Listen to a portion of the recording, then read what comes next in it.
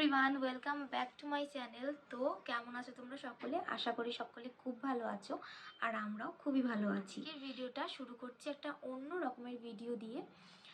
যেই ভিডিওটার টপিক হলো আমার বেবি রিলেটেড যে সমস্ত কোশ্চেন্স আমি পেয়েছি বা যে সমস্ত কোশ্চেন সকলের মনে থাকে, তো সেই সমস্ত কোশ্চেন্সেরই আমি অ্যান্সার করব। তো বলতে পারো এটা একটা বেবি রিলেটেড কিউএনএ ভিডিও। তো আরও একটা নতুন ভিডিওতে তোমাদের সকলকে জানাই অনেক অনেক ওয়েলকাম আমার চ্যানেলে। তো চলো ভিডিওটা শুরু করা যাক। প্রথমেই বলে রাখি, পুচকুর বয়স হলো 1 বছর 4 মাস। তো 1 বছর 4 মাস মানে হলো পুচকুর বয়স হচ্ছে 16 মাস। এরপরে যেই কোশ্চেনটা মানে খুবই কমন লোকে করে থাকে এই কোশ্চেনটা, সেটা হলো বেবির ওয়েট। তো আমি রিসেন্টলি ডক্টরের কাছে গিয়েছিলাম আর ওয়েট করিয়েছিলাম পুচকুর। তো পুচকুর ওয়েট তখন বলেছিল 10 কেজি 200 এরকম কিছু ছিল। তো আমার গ্রামটা মনে নেই, কিন্তু কেজিটা মনে আছে, তো বলে দিলাম 10 কেজি। তখনও শরীর খারাপ চলছিল যদিও। তো যাই হোক, এখন আমি জানি না ওর ওয়েট কত, এখনও 16 মাসের লাস্টের দিকে চলছে। তো আবার ডক্টরের কাছে গেলে তখন জানতে পারবো যে ওর ওয়েটটা কত বাড়লো না কত কমলো। কারণ তোমরা জানো যে ও পরপর দুটো ধাক্কা পেয়েছে, একটা হলো জ্বর, আর জ্বরের লাগোয়ায় হয়েছিল ওর হাম। তো এই দুটোতে শরীর পুরো কাহিল করে দেয়, অনেকটা দুর্বল করে দেয়। তো সেই জন্য এখন আমি চেষ্টা করছি ওকে মুখরোচক কিছু খাবার দেওয়ার এবং ওয়েট গেইনিং কিছু খাবার দেওয়ার। তো সেই নিয়ে ভিডিও কিন্তু আপলোড রয়েছে আমার চ্যানেলে, 1 ইয়ার বাচ্চার ফুল ডে রুটিন। তোমরা কিন্তু চেক আউট করতে পারো। অবশ্যই রেসিপিসগুলো ভালো লাগবে এবং অবশ্যই তোমাদের বাচ্চাদের ভালো লাগবে, টেস্টি লাগবে, আর সাথে সাথে ওয়েট গেইনও হবে। তো বলে দিলাম, দ্বিতীয় কোশ্চেনটাও ক্লিয়ার হয়ে গেল। এবার হলো পুচকু কোন ব্র্যান্ডের ডাইপার ইউজ করে। তো আমি সব রকম ব্র্যান্ডেরই ডাইপার ওকে ইউজ করিয়েছি, যেরকম Littles, Morrisons, Pampers, Huggies, Mamy Poko pants, এই ধরনের আরও হয়তো করিয়েছি, কিন্তু আপাতত এখন মনে পড়ছে না ব্র্যান্ডের নামগুলো। তো সব থেকে ভালো লেগেছে আমার প্যাম্পার্স, যেটা এখন আমি ওকে ইউজ করাই। অনেকটা টাইম ধরে এটা অ্যাবজর্ভ করে, অন্যগুলোর মতো অত কম টাইমে এটা মানে ফুলে ফেপে ওঠে না। আমার সব থেকে বেস্ট লেগেছে প্যাম্পার্স। তো দিনে কতবার পুচকু ডাইপার পরে। তো এখন যেহেতু গরম পড়েই গেছে, তাই আমি ওকে শুধুমাত্র রাত্রিবেলা ডাইপার পরাচ্ছি, দুপুরবেলা পরাচ্ছি না। বেশিবার ডাইপার পরানো একদমই ভালো না, র্যাশ হতে পারে, গরমে অনেক রকমের সমস্যা হতে পারে। তাই আমি শুধুমাত্র রাত্রিবেলায় পুচকুকে এখন ডাইপার পরাচ্ছি। আর হ্যাঁ, যেহেতু গরমকালের কথাটা উঠলো, তাই বলে দিই, গরমকালে বাচ্চাদের যত্নের আগে একদম হালকা পাতলা জামাকাপড় পরানো উচিত, যেগুলো ওদের গায়ে মানে একদম ইরিটেট হবে না, ওদের স্কিনটা ভালো থাকবে, সেই ধরনের জামাকাপড়, কমফোর্টেবল জামাকাপড় ওদেরকে পরানো উচিত। এই সময় বেশি করে জল খাওয়ানো উচিত, যতটা পরিমাণ জল ওরা সাধারণত খায় তার থেকে একটু বেশি জল খাওয়াবে। মাঝে মধ্যে ওআরএস করে খাওয়াবে। ওআরএস বলতে রেডিমেড ওআরএস কিনতে পাওয়া যায়, ওয়ালেট ওআরএস, সেগুলো বাচ্চাদের করে তোমরা প্রায়ই খাওয়াতে পারো। ওটা কিন্তু বাচ্চারা ভালো মতো খেয়ে নেয়, খুব একটা ট্যান্ট্রামস দেখায় না। এমনিতে বাচ্চারা জল খেতে চায় না, তোমরা কিন্তু জলের খাওয়ানোর অভ্যাসটা ভালো মতো বাচ্চাদের তৈরি করাবে। কারণ 6 মাস বয়স থেকে যদি তুমি অভ্যাসটা না তৈরি করাও, তাহলে কিন্তু ওরা জলের প্রতি একটা অনীহা তৈরি হয়ে যাবে। তো 6 মাস না হলেও তোমরা কিন্তু 8-9 মাসের দিক থেকে এই জল খাওয়ানোর অভ্যাসটা তৈরি করে দিতে পারো। পুচকু কিন্তু আগে একদম জল খেত না, কিন্তু এখন আমি ওকে যেহেতু প্রায় জল খাওয়াই, তাই ওর এটা মাথায় ঢুকে গেছে যে জলটা আমাকে খেতেই হবে। তাই এখনও আর সেরকম বায়না করে না, ভালো মতো জল খেয়ে নেয়। থার্ডলি হলো ডাইপার বেশি সময় পরানো যাবে না, এবং সেটা ভিজে উঠলেই তাড়াতাড়ি সেটাকে চেঞ্জ করে দিতে হবে। আর যদিও ডাইপার বেশি পরানোতে র্যাশ হয়ে যায়, তাহলে কিন্তু র্যাশ ক্রিম অবশ্যই ডাক্তারের পরামর্শ করে তবে ইউজ করবে। হিমালয়া বলো, যে কোনো রকমের ব্র্যান্ডের আমি সাজেস্ট করছি না, কারণ এগুলোতে কিন্তু র্যাশ ট্যাশ কিচ্ছু কমে না। আমি একবার ইউজ করেছিলাম, কিন্তু ডক্টর আমাকে বলেছে যে একদমই এগুলো ইউজ করাটা উচিত নয়। ডক্টর প্রেসক্রাইব জিনিসপত্র ইউজ করলে কিন্তু বেবিরা তাড়াতাড়ি সুস্থ হয়ে উঠবে।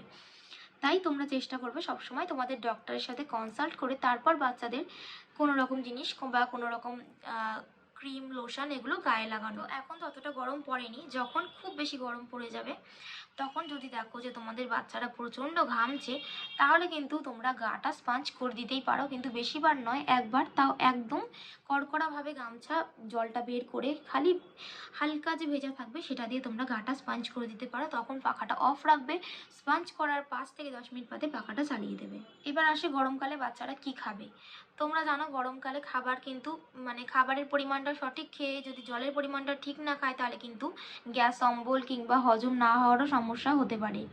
তাই তোমরা চেষ্টা করবে, যদি জল নাও খেতে চায় বাচ্চারা, খুব অসুবিধা করে, তাহলে খাবারের মধ্যে জলের পরিমাণটা যথেষ্ট পরিমাণে দিয়ে দেওয়ার। যেমন তুমি ওটস খাওয়াচ্ছ, ওটসটা একটু পাতলা করে খাওয়াও। যেরকম সুজি খাওয়াচ্ছ, সুজিটা পাতলা করে খাওয়াবে। তারপরে যেটা চিড়ে দুধ দিয়ে খাওয়াই সেটাও পাতলা করে খাওয়াতে পারো। আর তোমরা শরবত খাওয়াতে পারো বাচ্চাদের, যেরকম নুন লেবু চিনি দিয়ে অল্প অল্প করে শরবত তোমরা প্রায় খাইয়ে দিতে পারো। 6 মাসের পর থেকে বাচ্চাদের খিচুড়ি দেওয়া হয় দুপুরবেলা, রাত্রিবেলা সলিডস দেওয়া হয়, তোমরা জানো। তো চেষ্টা করবে যে গরমকালে খিচুড়িটা না দেওয়ার। 6 মাসের বাচ্চাদের কথা বলছি না, যেসব বাচ্চারা 1 বছরের হয়ে গেছে তাদের খিচুড়ির পরিবর্তে তোমরা একদম চটকানো গলা ভাত, তার সাথে আমের ডাল বা কোনো একটা তার সাথে কিছু এই পনির ভাজা এই ধরনের কিছু দিয়ে কিন্তু তোমরা বাচ্চাদের দুপুরবেলার লাঞ্চটা দিতে পারো। এবং রাত্রেবেলা টকের ডালটা না দেওয়াই ভালো, তাই রাত্রেবেলা প্লেন মুসুরির ডাল টমেটো দিয়ে করে দিতে পারো, সেটা চটকানো ভাতের সাথে মাখিয়ে খাইয়ে দিতে পারো, আর একটা ডিম সেদ্ধ দিতে পারো। ব্যাস এইরকমভাবে খাওয়ালে কিন্তু ওদের হজমটা তাড়াতাড়ি হয়ে যাবে এবং কোনো রকম কোনো গ্যাস অম্বলের প্রবলেম হবে না। এটা গেল তোমার ব্রেকফাস্ট লাঞ্চ ডিনারের ব্যাপার। এবার মাঝে মধ্যে বাচ্চাদের যে ফলগুলো তোমরা দাও সেটা কিন্তু গরমকালে চেঞ্জ হবে। তোমরা গরমকালে কাঁঠালি কলা দিতে পারো, তরমুজ দিতে পারো, সবেদা দিতে পারো, আর আঙুর রয়েছে, আরও মৌসুমি লেবুর জুস রয়েছে, এইগুলো কিন্তু অবশ্যই গরমে দিতে পারো। ডাবের জল দিতে পারো যাতে শরীরটা ঠান্ডা হয়। আর শরীরটা ভেতর থেকে ঠান্ডা থাকলেও বেশি পরিমাণে ঘাম হবে না, র্যাশ হবে না, শরীরটা একদম ঠিকঠাক থাকবে। তো চেষ্টা করবে হিলগুলো আগে ভেতর থেকে করার, বাইরে থেকে নয়। তো বেশি পরিমাণে জল খাওয়াবে, মৌসুমি লেবুর রস, তরমুজ, ঠান্ডা জাতীয় ফল গরমকালের জন্য একদম অ্যাপ্রোপ্রিয়েট। এগুলো বাচ্চাদের কিন্তু তোমরা অনায়াসে খাওয়াতে পারো। তো নেক্সট কোশ্চেন হলো, পুচকু কতবার দিনে খায়? দিনে পুচকু সকালবেলা উঠে ব্রেকফাস্ট করে, তার মাঝে একটা মিড মর্নিং স্ন্যাক্স, সেখানে আমি ফ্রুটস রাখি ওর জন্যে। তো একটা মানে 2 টাইম খাবারটা হলো, এরপর হলো লাঞ্চ, লাঞ্চের পর ইভিনিং স্ন্যাক্স, ইভিনিং স্ন্যাক্সের পর ডিনার। ব্যাস এই কটা মিল ও পুরো দিনে খায়। তোমরা 1 বছরের রুটিনটা দেখতে পারো পুচকুর, তাহলে বুঝতে পেরে যাবে ও কখন খায়, কখন ঘুমায়, কখন স্নান করে। তো এই 1 বছরের সারা দিনের ফুল রুটিনটা আমি এই ভিডিওর ডেসক্রিপশানে লিঙ্কটা দিয়ে দেবো, তোমরা গিয়ে কিন্তু দেখে আসতে পারো। আর যাদের বাচ্চারা 6 মাস হয়েছে, সলিড শুরু করবে, কি সলিড শুরু করবে এটা বুঝতে পারছো না, তাতেও কিন্তু সেই নিয়ে কিন্তু ভিডিও চ্যানেলে রয়েছে, এই ভিডিও ডেসক্রিপশানে দিয়ে দেবো, অবশ্যই গিয়ে দেখে নিতে পারো। 6 মাসের বাচ্চাদের সলিডস কি কি দেওয়া যায় বা কি কি দিয়ে শুরু করতে পারো। সেরকমই 8 মাসের বাচ্চাদের দেওয়া আছে, 12 মাসের বাচ্চাদেরও দেওয়া আছে। তোমরা কিন্তু সমস্তটা এই ভিডিও ডেসক্রিপশনে লিঙ্ক পেয়ে যাবে, গিয়ে চেক আউট করে আসতে পারো। এবার খাওয়ার পরপরই যে কোশ্চেনটা, সেটা হলো পুচকু দিনে কতবার ঘুমায়? তো পুচকু কিন্তু রাত্রেবেলা শোয়ার কোনো নির্দিষ্ট টাইম নেই, তাই সকালে ওঠারও কোনো নির্দিষ্ট টাইম নেই, তাও চেষ্টা করি 8টা থেকে 9টার ভেতরে তুলে দেওয়ার। তাহলে ব্রেকফাস্টের টাইমটাও ঠিক থাকে, 10টার মধ্যে ওকে আমি খাইয়ে দিই। তো 10টার মধ্যে খেয়ে নিলে ও কিন্তু 10:30টার সময় ঘুমায়। যদি 8টায় ওঠে তাহলে 10:30টায় ঘুমিয়ে পড়ে, যদি 9টায় ওঠে তাহলে 11টার সময় ঘুমায়। তো এইভাবে 11টার সময় ঘুমিয়ে আবার ওই 30 মিনিট মতো একটা ন্যাপ নেয়, নিয়ে উঠে পড়ে, আবার ঘুমায় হলো সেই দুপুরবেলা। দুপুরবেলা উঠে সন্ধেবেলা কোনো কোনো দিন ঘুমায়, কোনো কোনো দিন ঘুমায় না। আর সন্ধেবেলা যেদিনকে ঘুমায় না সেদিনকে রাত্রিবেলা একটু তাড়াতাড়ি ঘুমিয়ে পড়ে। তো বলে দিলাম ও দিনে কতবার ঘুমায় এবং কোন কোন সময় ঘুমায়। নেক্সট হলো, 1 বছরের বাচ্চাদের খাবারে কি নুন, চিনি, মশলা এগুলো দেওয়া যাবে? অবশ্যই দেওয়া যাবে। আমি 1 বছরের আগে থাকতেই পুচকুর খাবারে সামান্য নুন, সামান্য চিনি, মশলা, তেল এগুলো অ্যাড করা স্টার্ট করে দিয়েছি। এগুলো অ্যাড করলে আমার বাচ্চার কোনো অসুবিধা হয়নি। কিন্তু তোমরা যদি না চাও, বা ডাক্তার কিন্তু এটা নাই করে, তাও আমি দিয়েছিলাম, কারণ সামান্য পরিমাণে দিলে কোনো রকম কোনো ক্ষতি হয়নি, আমি কোনো রকম কোনো ডিফারেন্স দেখতে পাইনি। তো তোমরা যদি চাও দিতে পারো, আর যদি ডক্টরের কথা শুনে না চাও তাহলে নাও দিতে পারো, কোনো অসুবিধা নেই। তোমরা 1 বছরের পর অনায়াসে দিতে পারবে, কিন্তু তার পরিমাণটা লিমিটে রাখতে হবে। তোমরা যদি এতটা নুন দিয়ে দাও হবে না, মানে যতটা আমরা নর্মাল নুন খাই তার থেকে অবশ্যই কম দেবে, কারণ বাচ্চাদের যত নুন চিনি না দেওয়া যায় ততই ভালো, কিন্তু নামমাত্র দেওয়াটা কোনো অসুবিধা নেই। মশলাও সেরকম দিতে পারো, জিরে ফোড়ন দিতে পারো, জিরে গুঁড়ো দিতে পারো। আমি 1 বছরের ক্ষেত্রে বাচ্চাদের বলছি, 8-9 মাস থেকে ওগুলো দেওয়া যায়। জিরে হজম করাতে অনেকটা হেল্প করায়। মশলাপাতি দিতে পারো যাতে তোমাদের খাবারের সাথে তোমাদের বাচ্চা ইন্ট্রোডিউস হয়, বড় হয়ে কোনো রকম কোনো ঝামেলা না করে খেতে গিয়ে। তো এই ধরনের খাবার ওকে স্টার্ট করে দিতে পারো 8-9 মাস। এবার হচ্ছে খাবার কি কি দেবে। তো 6 মাস থেকে কিন্তু ওটস দেওয়া যায়, পাকা কাঁঠালি কলা দেওয়া যায়, আরও অনেক রকম কিছু দেওয়া যায়। আমি এখন 1 ইয়ারেরটাই বলছি খালি। আমি এখন পুচকোকে ওটস দিই, সুজি দিই, চিড়ে, তারপর খিচুড়ি দুপুরবেলা কোনো কোনো দিন খায়, বা ধরো ডাল আমাদের যেরকম তরকারি হয় সেগুলোও ও খায়, পনির, যে সমস্ত জিনিস আমরা এখন খেতে পারি ও সমস্ত কিছুই খায়, মাছ, মাংস, ডিম এগুলো সমস্ত কিছু দেওয়া যায়। তো তার সাথে সাথে ইভিনিং স্ন্যাক্সের জন্য আর সকালের ব্রেকফাস্টের জন্য আমি সিলেক্ট করেছি ওটস, সুজি, রেডিমেড সেরেলাক, আর হোমমেড সেরেলাকও রয়েছে। তার সাথে রয়েছে হলো চিড়ে। ব্যাস এই কটা জিনিস ওকে দিই। সাবুটাও ভালোবাসে না, তাই ওকে আমি আর সাবু দেওয়ার কোনো রকম কোনো চেষ্টা করিনি, কিন্তু ভেবেছি যে সাবুটা আমি আস্তে আস্তে ওকে স্টার্ট করাবো। তো পুচকু কোন শ্যাম্পু ইউজ করে? তো পুচকু শ্যাম্পু বলতে জনসন্স বেবির যেই শ্যাম্পুটা পাওয়া যায়, নর্মাল যে শ্যাম্পুটা, সেই শ্যাম্পুটাই পুচকু ছোটো থেকে ইউজ করছে।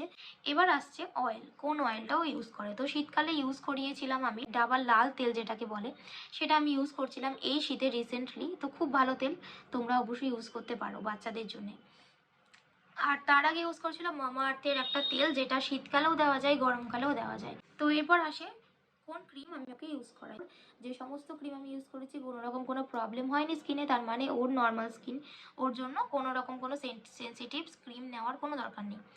তাই সেজন্য আমি ওর জন্য 2-3 রকমের ক্রিম ইতিমধ্যে চেঞ্জ করে ফেলেছি। তো রিসেন্টলি এখন আমি ইউজ করছি চিকোর একটা আমন্ড ক্রিম, যেটা আমি তোমাদের এখানে ছবি দিয়ে দেবো, কারণ এক্স্যাক্ট নামটা আমার মনে নেই, তাহলে তোমাদের সুবিধা হবে।